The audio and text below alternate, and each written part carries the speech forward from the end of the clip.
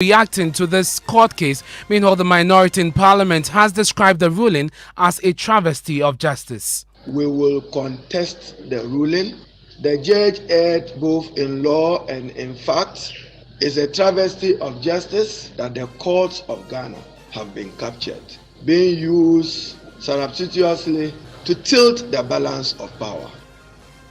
Meanwhile, the minority in parliament has described the ruling as a travesty of justice. The majority disagrees. So if there is a court ruling and you don't agree, you go and appeal. You don't organize a press conference on the spur of the moment and start throwing jabs at the executives. I think they are getting confused. And I can understand.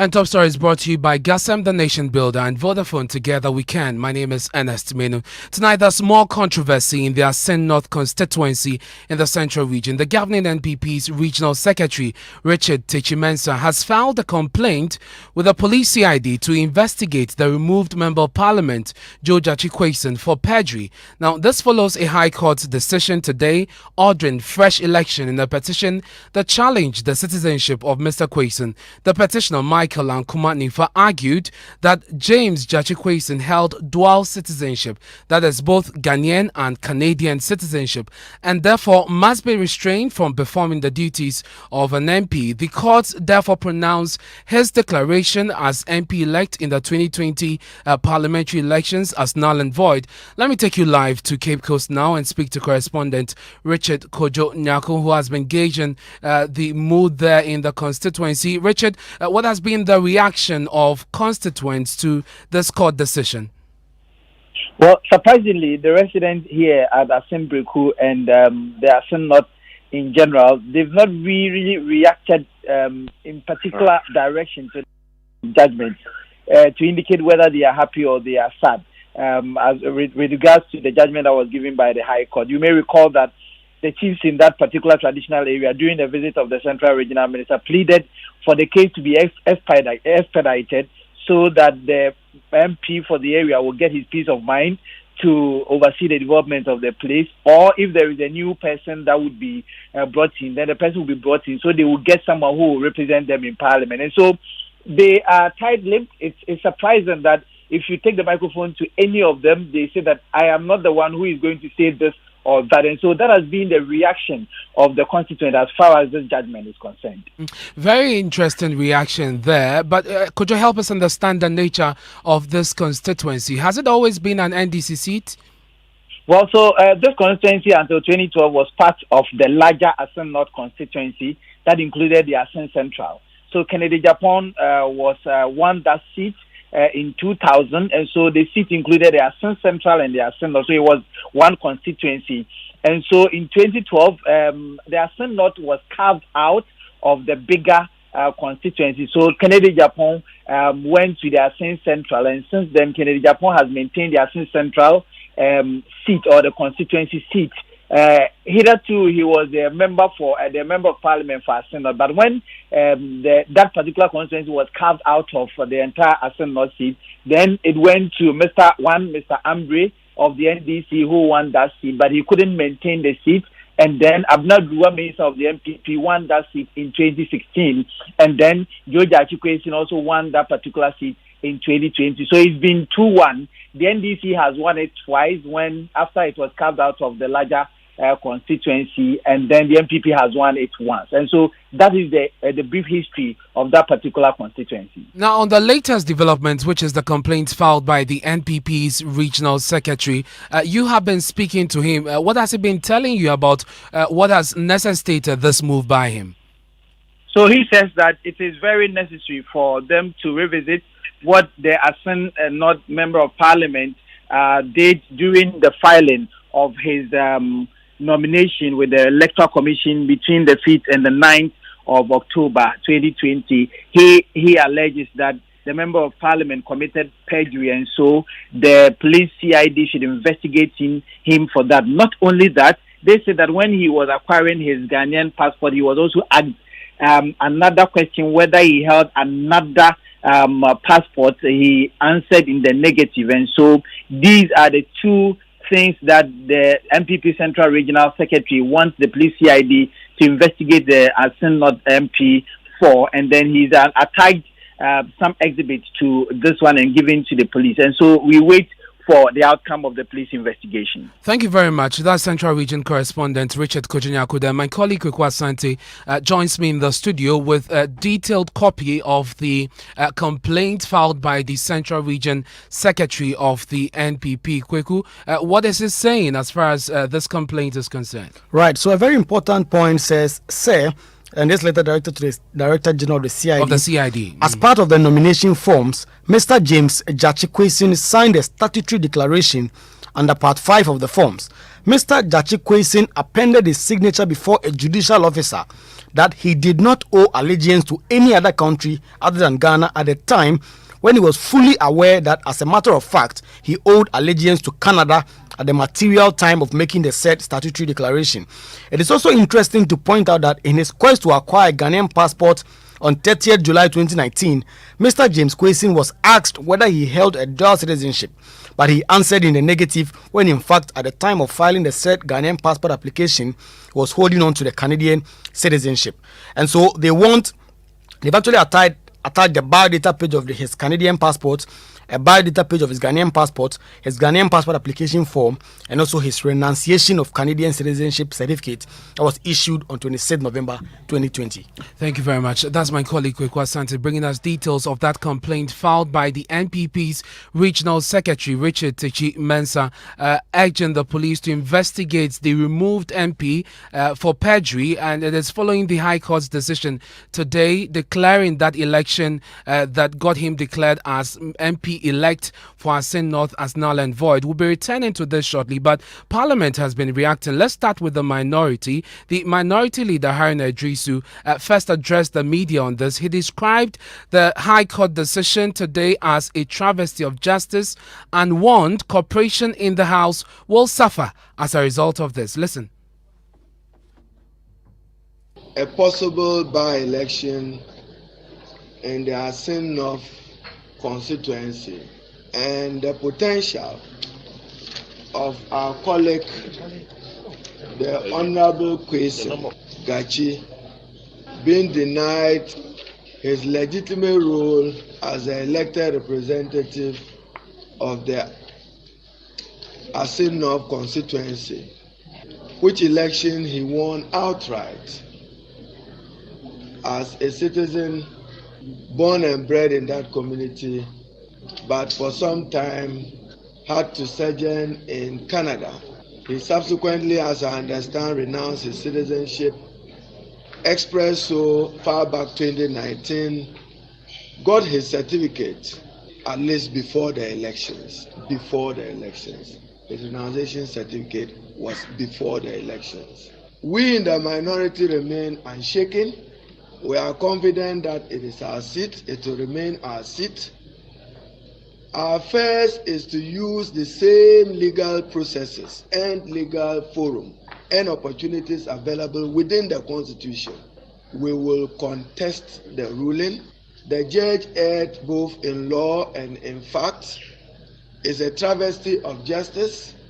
But what is worrying, we don't want to believe that the courts of Ghana have been captured and that the courts of Ghana have become forums being used surreptitiously to tilt the balance of power.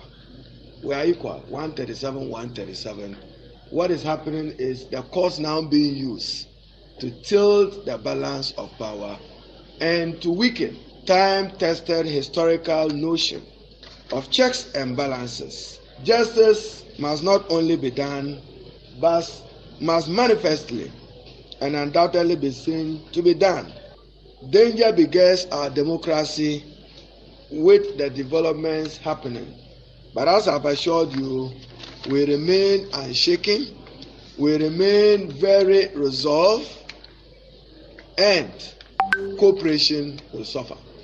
Nothing more. We thank you for that. What do you mean by that? That cooperation will suffer? No.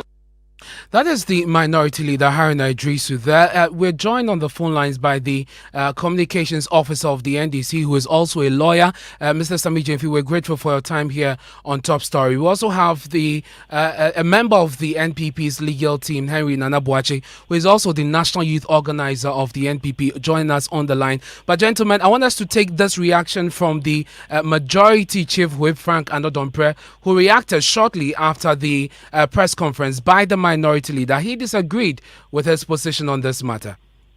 We, as members of the majority, raised issue of eligibility related to the Asinov member of parliament elect then. If you recall, there were dramatic representation even from our side, and we had questioned the implication of that decision for the member to sit in and be part of that decision making on that day. Each one of you will bear witness. And so today we have been vindicated, because from day one we had made our point abundantly clear that the member was invalidly elected. And lo and behold, a court of proper jurisdiction has come to make a ruling. Now, I respect the minority leader, but for him to say that rubbing in government influence and the likes is totally flawed and should be rejected ab initio. Be it as it may, any law-abiding citizen, when there is a court ruling and you don't agree in law, you need to file a review or go for an appeal. Don't bring in the executive. We have built our country to the extent that we need to respect separation of powers, because the honorable minority leader is part of the legislative arm of government, and the courts is part of the judiciary. So if there is a court ruling and you don't agree, you go and appeal. You don't organize a press conference on the spur of the moment and start throwing jabs at the executives. I think they are getting confused, and I can understand them. It has blown them off their feet. But for us, it has only justified our claim at the initial stages. So we will advise the minority, if they have any basis to expect a ruling otherwise, all they need to do is to subject themselves to the process.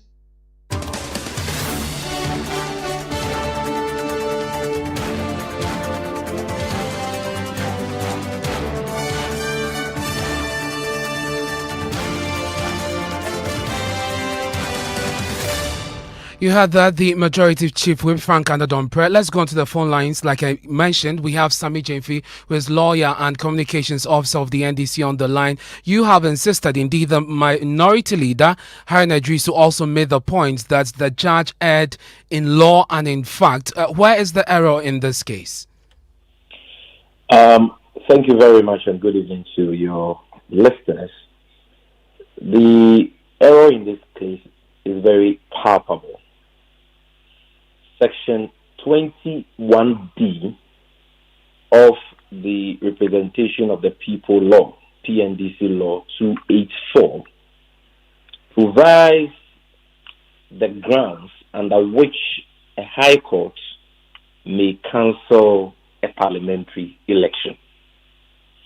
And if I can just read that provision to you, the relevant portions, it says that the election of a candidate shall be declared void on an election petition if the High Court is satisfied, B, that the candidate was at the time of his election a person not qualified or a person disqualified for election. Let me repeat.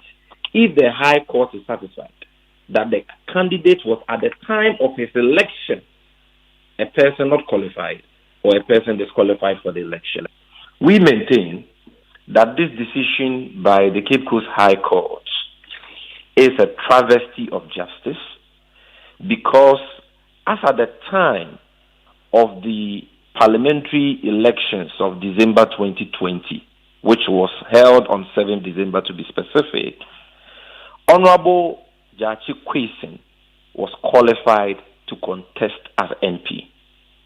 As at that time, he owed allegiance to only Ghana and Ghana only, because his citizenship of Canada had been renounced. He applied for that renunciation on the 19th of December 2019, and he was issued with a certificate of renunciation on 26th November 2020, before the election.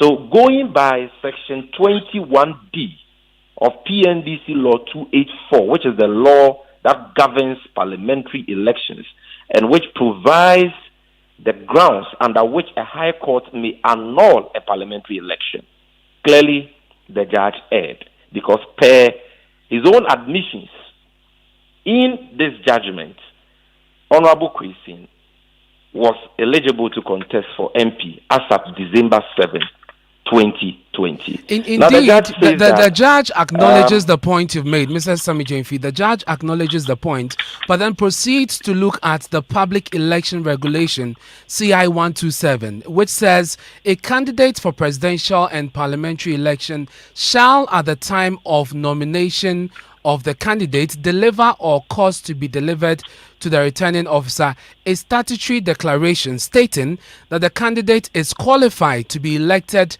as president or member of parliament and not disqualified for being elected as such. And so this is also what informed the judge's subsequent decision. You are reading from a CI, which is subsidiary legislation.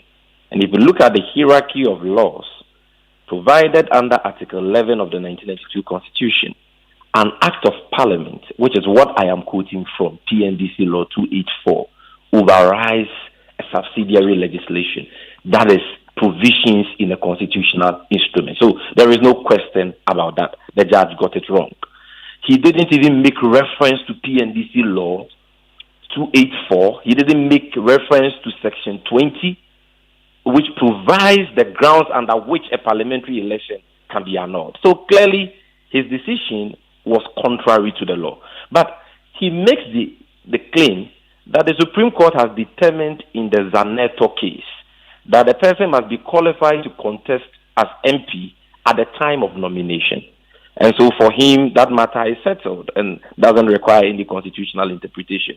We disagree with him because the Zaneto case was about Article 94, Clause 1A. And Article 94, Clause 1A is the requirement which says that a person must be a Ghanaian citizen, must have attained 21 years, and must be a registered voter before he or she can contest as MP. That is what the Supreme Court was called upon to interpret in the Zaneto case, which they did and said a person must have fulfilled that at the time of nomination.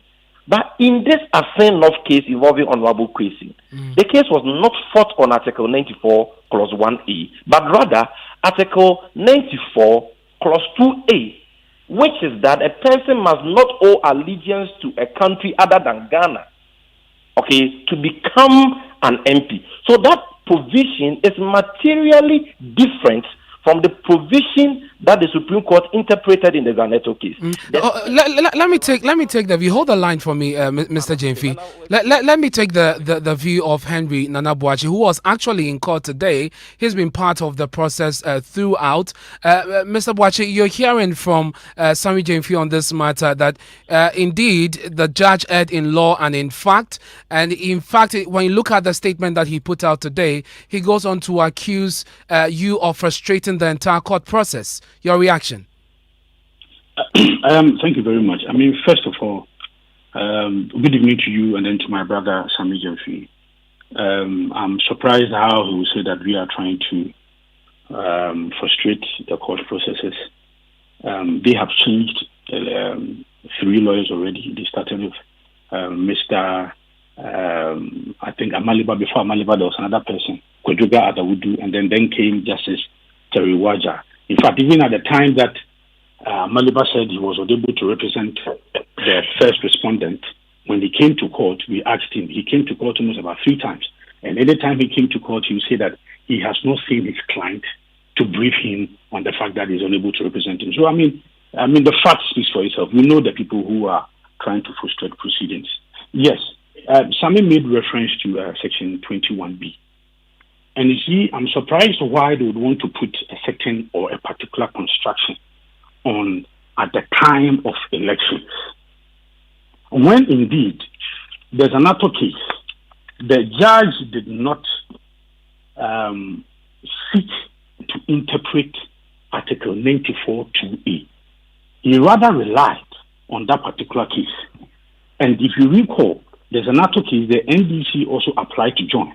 And the argument they canvassed was at page 98. And then let me quote.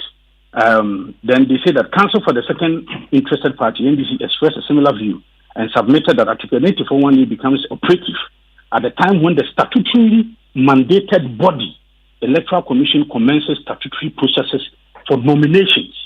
Now, let me come to Article 94. The entire Article 94 speaks about qualification and eligibility. So again, it is a dangerous construction for anybody to say that the judge who says that when we speak of a time when a particular qualification or eligibility criteria must be complied with, it should be at the time where the Electoral Commission stipulate or state or put out the times for nomination. Now, what our brothers from the NDC wants us to believe is that, look, there are a set of qualification and eligibility criteria that must be complied with at the beginning or during the nomination period. But there are also another set of qualification and eligibility criteria that is supposed to be pushed further apart, so that when you comply with one set, then you proceed to comply with another set. That is wrong, and that would be a dangerous construction. The entire Article 94 speaks of eligibility and qualification.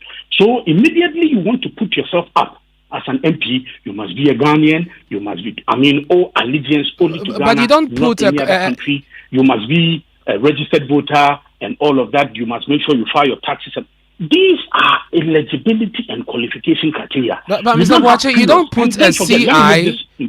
Do you put a CI ahead? Do you put a CI ahead of a constitutional provision? Are processes. Will you do that, sir? No. I'm saying elections are processes. It's not an event for you to pick and choose. When it's you cannot contribute and approbate. So I am surprised. Yes, they have that legal right. They can proceed upstairs. In this case, meaning that they can appeal anytime they feel that they want to. And indeed, my brother Sami Jemfi has already indicated in his write-up that they. Let me quiz him on that, Mr. Jemfi. You had indicated that you were going to file a stay of execution on the judgment. Have you done that already? No, our lawyers just got to Accra from Cape Coast. There will be a meeting immediately to consider the next line of action, but I am very certain in my mind that this decision will be appealed. We are going to appeal against the decision, and processes will be filed to stay the order the court has given to the EC to conduct fresh elections.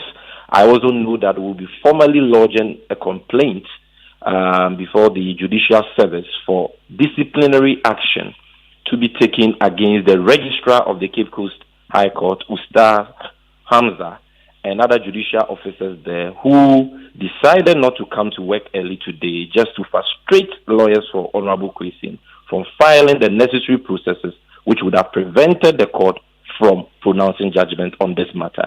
But let me quickly say that, you see, Nana should understand that in constructing the Constitution, you construct it as a living organism and not as a statute. So you need to look at the spirit behind those two provisions, 94(1)(a) and 94(2)(a). 94(1)(a), as was construed or interpreted by the Supreme Court in the Zaneto case, is about citizenship, age, and being a registered voter. That clearly is fundamental. And so if the court says that you need to have fulfilled that requirement at the stage of nomination, everybody understands that. You cannot take a nomination form to contest as MP if you are not a citizen, if you don't meet the age criteria and so on. So that one is understandable. You've made that point very clear, and because you have indicated that if I can just conclude on this part. Yes, in 30 seconds. With regards to owing allegiance to a country other than Ghana, the rationale is about holding matters that transpire in Parliament in confidence. And so until a person actually goes to Parliament as an MP, no mischief arises. You understand? And that is why we are saying that the true and proper interpretation of that article should be in line with Section 21D of PNDC Law 284, which says that you must have renounced your citizenship of another country at the time of your election. Well, you have indicated that you'll be appealing this decision. Until that happens, there's a complaint that has been filed against the member of parliament in question, the immediate past, or should I say the removed member of parliament in question now, and there are claims that the NDC is doing all it can also because you fear you may lose the seat. How do you react to that quickly? Oh, I mean, that case, everybody knows that it's coming from the stables of the New Patriotic Party. But we think that it is frivolous because Honorable Kwesi has not deceived any public officer and has not committed perjury. Every information he provided to the Electoral Commission at the time he was filing his nomination, signing that statutory declaration, and even at the time a petition about his qualification was sent to the EC and same was determined. Every information he provided was accurate.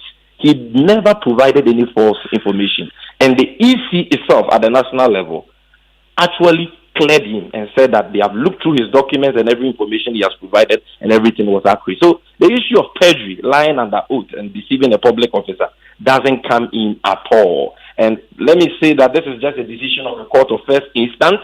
It is not final. It is appealable. It can be stayed or arrested. And so people should stop making definite and conclusive pronouncements on it and making claims about perjury and deceit of public officer. For us, it is neither here nor there. Very well. And you mentioned the Electoral Commission. We'll be heading there shortly. My colleague, Kwesi Parker-Wilson, has been trying to get some information from them on this matter. Indeed, they were a party to this case.